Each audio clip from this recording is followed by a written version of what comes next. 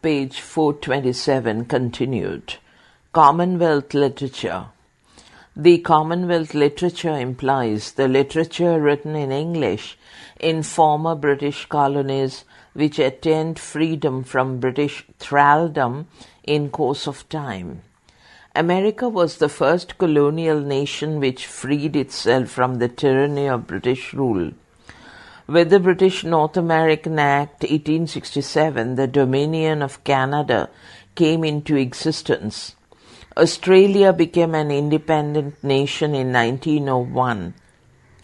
New Zealand, annexed in 1840 as a separate colony, became an independent nation in 1907. India became free in 1947 with Pakistan as a separate nation. In course of time, South Africa, Trinidad, West African countries, East African countries, and many more countries became independent sovereign republics. Para. During the British rule, English was not only the main official language, but also the principal source of communication. After independence, these countries developed English as a means of communicating their respective national, cultural, and literary ethos and sensibility. So, they nativized English by infusing native idiom, symbols, myths, expressions, and other indigenous nuances. English was transformed and tailored to suit the exigencies of national life. Literature written in the nativized English of the Commonwealth countries is known as Commonwealth literature. Thus, the Commonwealth literature is the multiracial literature. It accommodates and mirrors a wide variety of nationalities, races, landscapes, religions and cultures from Canada, Australia, New Zealand, Africa, Pacific Islands, Caribbean region, India, Pakistan, and all those countries where English is spoken. Canadian literature. Canadian literature is quite modern. It began to have an identity of its own in 1920s and 1930s. It blossomed after the two world wars, especially the Second World War. Para. Poetry. Canadian poetry is modernist and existentialist. F. R. Scott, E. J. Pratt, Pratt, W. W. E. Ross, and Roymond Nister, Knister, did their best to advance and strengthen Canadian poetic tradition. Arthur Stringer, John Murray Gibson, Frank Oliver Cole were modernist in their poetry. The prominent poets of the first phase of modernism are F. R. Scott, Dorothy Livesey, A. M. Klein, and Earl Birany, Birany. Louis Dudek, Dudek, and Raymond interpreted their age in their poetry. Dudek is an urban poet. His famous poem, East of the City, vividly articulates his urban experiences. Raymond Souster, Souster, deftly used colloquial rhythm. Annie Wilkinson's poetry is remarkable for scholarship and verbal complexity. Other worth mentioning poets of the 50s were J. Macpherson, George Johnston, Annie Wilkinson, P.K. Page, Leonard Cohen, Irving Layton, and Elizabeth Brewster. Lorraine Harris's Open Water, 1914, is the first book written in modern free verse in Canadian poetry. Para. Stephen Gill, who migrated to Canada from Pakistan, is a diaspora poet who writes about alienation in the adopted country and search for his identity in his poems, collected in The Flowers of Thirst, 1990, The Dove of Peace, 1993, From Both Sides of the Ocean, 1995, and Songs for Harmony, 1993. His language is simple and clear.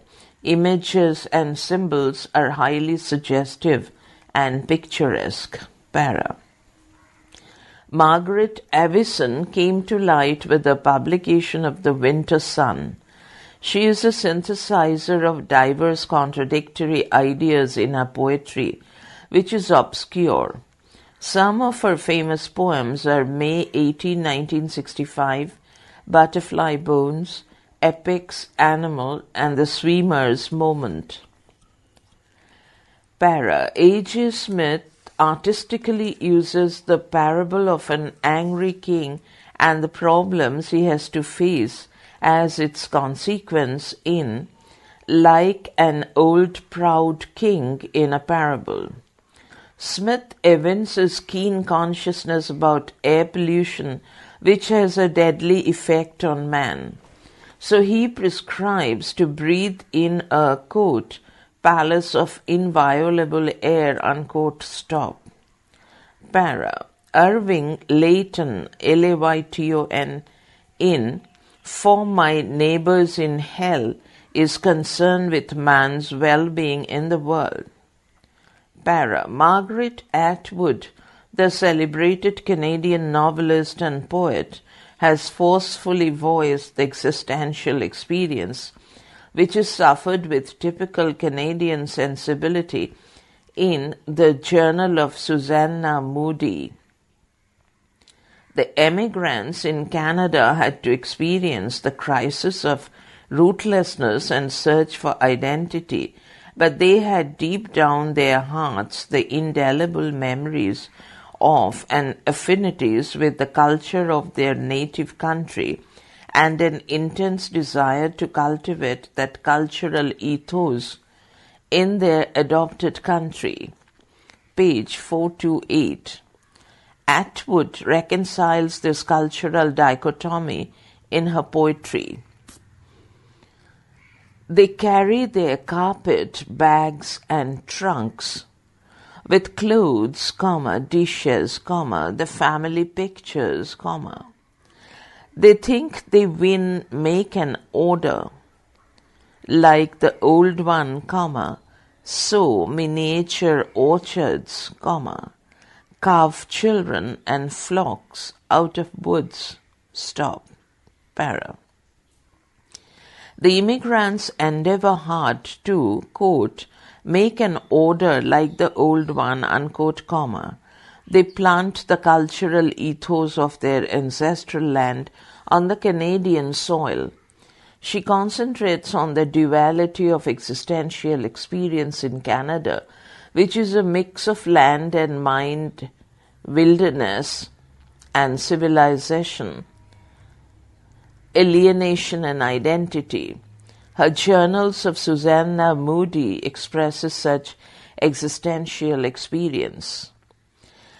The moving water will not show me my reflection, The rocks ignore, I am a word, in a foreign language, stop.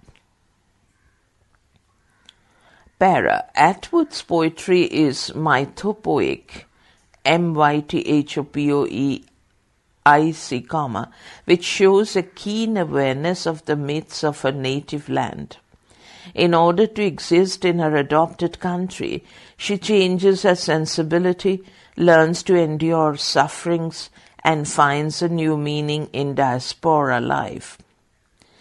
I negotiated the drizzle, of strange meaning, set it down to just the latitude, something to be endured, but not surprised by, stop, para.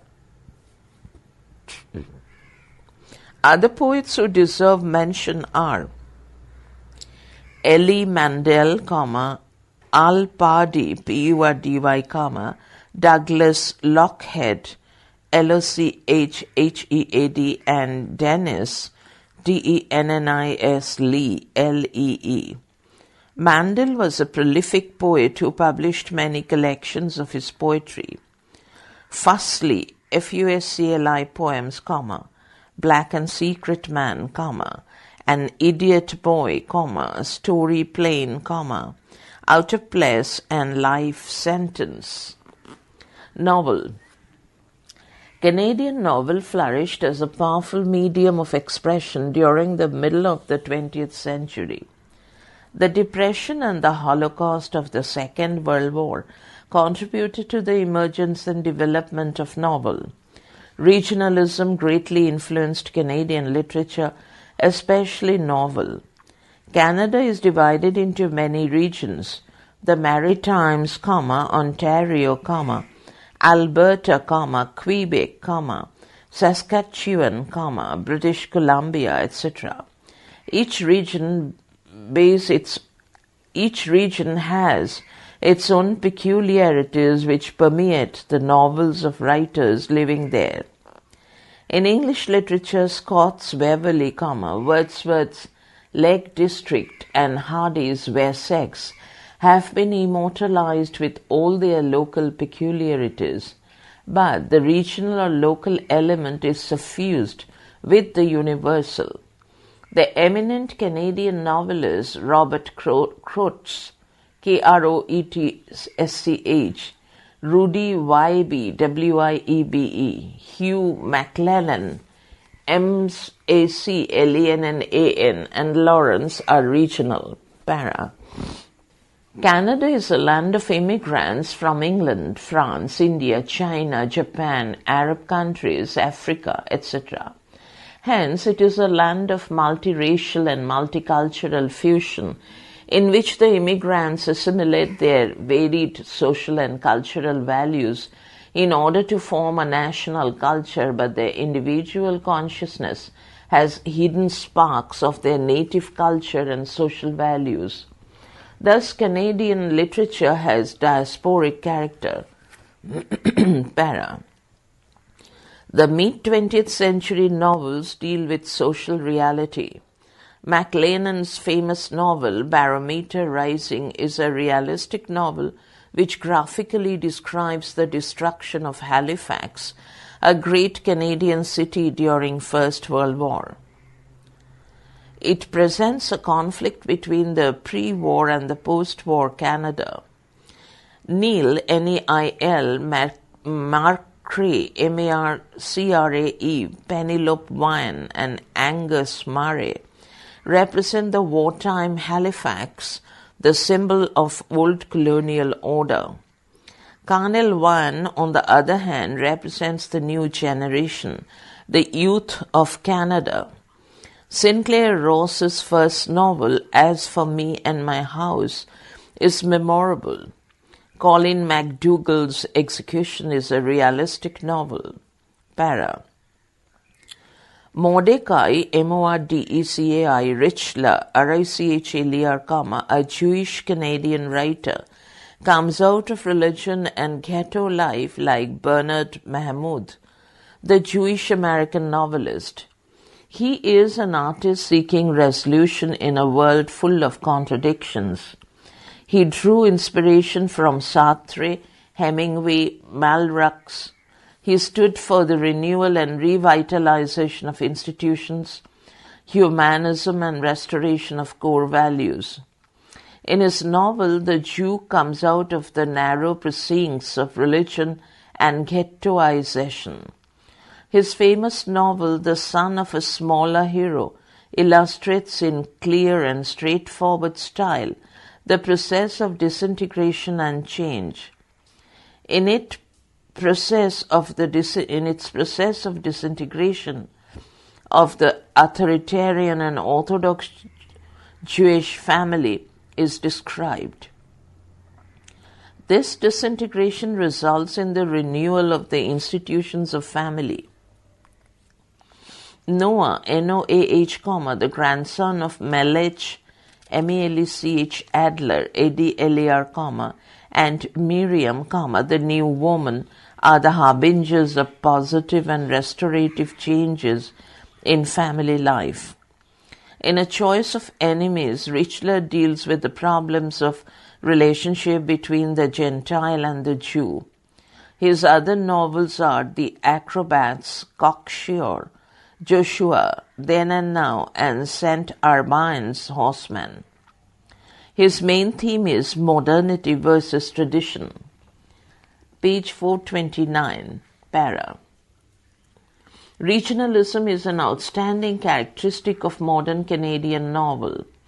The different regions of Canada, Maritimes, Alberta, Saskatchewan, Quebec, Ontario, British Columbia, and many others form the background of some major novels.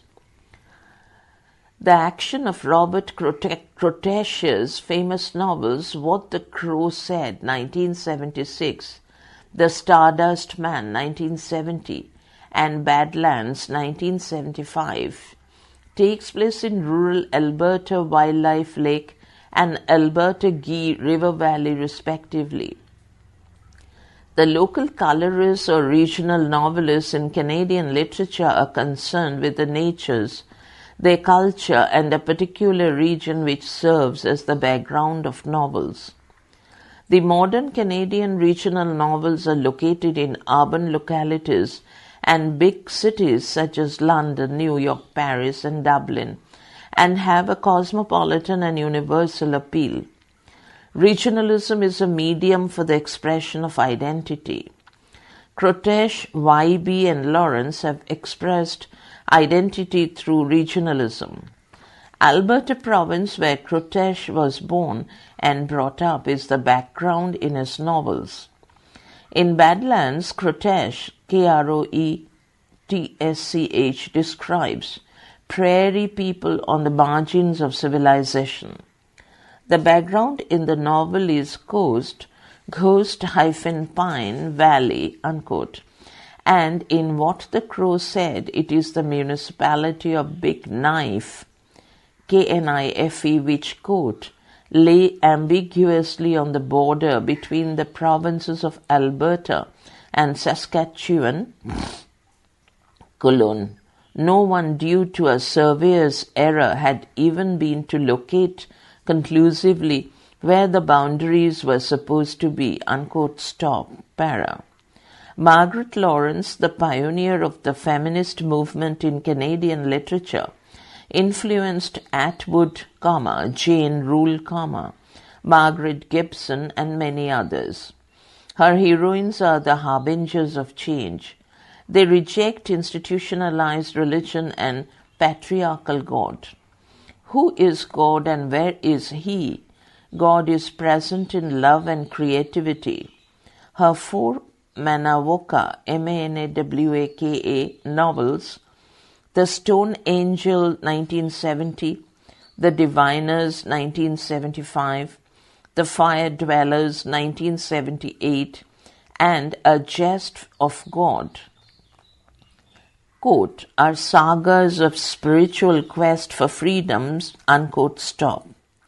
Her heroines rediscover themselves through humility, compassion, and creativity, and ultimately they achieve highest humanity by discovering the divinity within.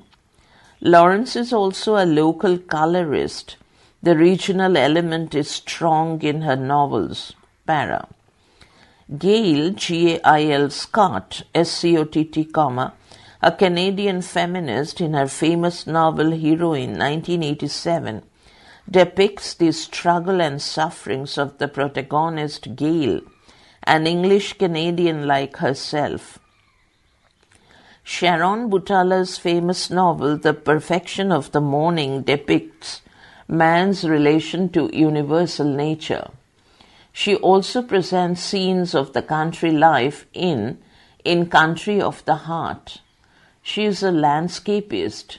Alice Munro, in her novels What Do You Think You Are and Lives of Girls and Women, expresses her concern for women. Para. Margaret Atwood is an ardent advocate of feminist consciousness, which rises as a powerful undercurrent and unifying force in her novels. Surface, 1972, Lady Oracle 1979, The Edible Woman 1969, Bodily Harm 1981 and Cat's Eye 1989. Her main theme is alienation and exploitation of women. In The Lady Oracle, the protagonist, Joan Foster, raises voice of protest against the imposition of sexual and gender roles upon women. It is a vehement protest against the female images as a consumer item. In The Edible Woman, the protagonist, Marian, who works in Seymour, SEYMOR survey, a market organization, faces woman eaters like Peter and Duncan and refuses to be an edible woman. She feels identity crisis due to gender discrimination. She marries Peter and willingly surrenders to Peter's imperialistic designs. Thus, in, quote, Atwood's exposition of gender politics, woman is as much implicated in the processes that perpetuate male hegemony as is man, stop.